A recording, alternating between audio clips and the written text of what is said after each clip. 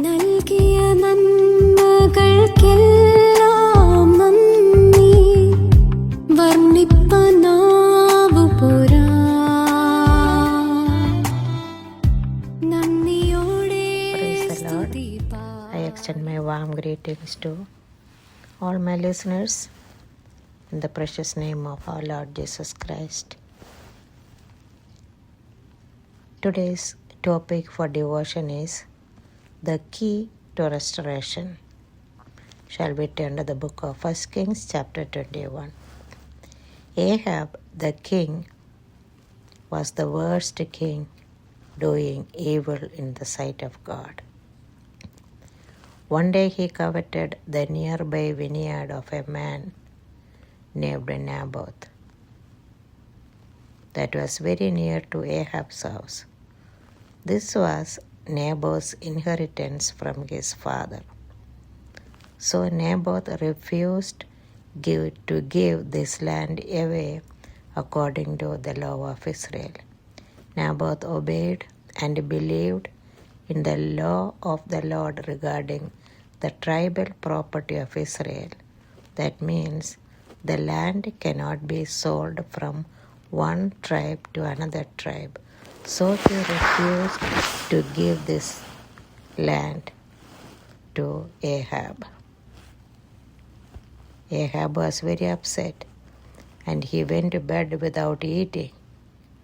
But his wife Jezebel, to make him happy, took the matter in her hands. She was a pagan worshipper and she was not an Israelite. She conspired against Naboth and accused Naboth falsely of blaspheming God and the king, and he was stoned to death by people. She was corrupted and used the legal system under her power for her own favor at the expense of an innocent life. She thought she got away with her cruel murder, but the Lord was displeased and sent Elijah the prophet to King Ahab. Ahab called Elijah enemy because the Lord God was Ahab's enemy and Elijah served God. For a believer, this world is our enemy because we follow God. Elijah followed God, so Ahab called him enemy. The Lord called Ahab a murderer and a thief. Elijah told Ahab that Ahab and his wife and their sons would be killed, and their flesh also will be eaten by dogs. There was none like Ahab who did the worst evil. Ahab's ungodly wife also was very much evil. Upon hearing the words from the prophet Elijah about the death of all his family members, Ahab repented sincerely. But it was temporary, and merciful God forgave him of the punishment on him, but said the judgment would happen only during his son's days. God is a God of mercy and forgiveness. Ahab humbled himself, at least momentarily. His repentance did not last long. Still, God forgave him and took off the judgment from him when he humbled and repented. Dear sisters, let's humble before God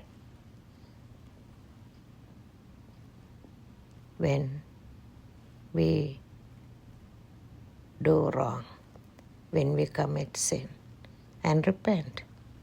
Repentance is the key to escape the judgment for our sin.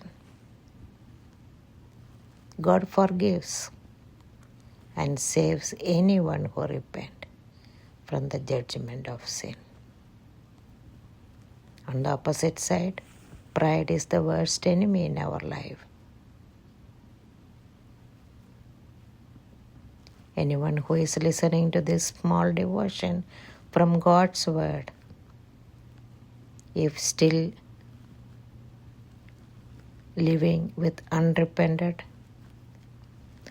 hardened heart, my sincere request is come to Jesus humbly with a repentant heart.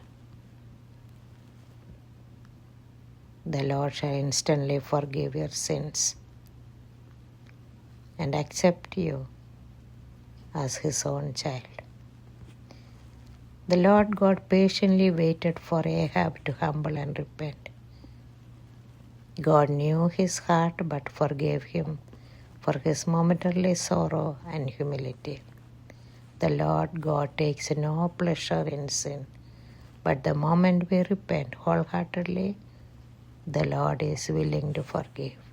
May we humble ourselves and repent of our sins before God and be restored before it is too late. Amen.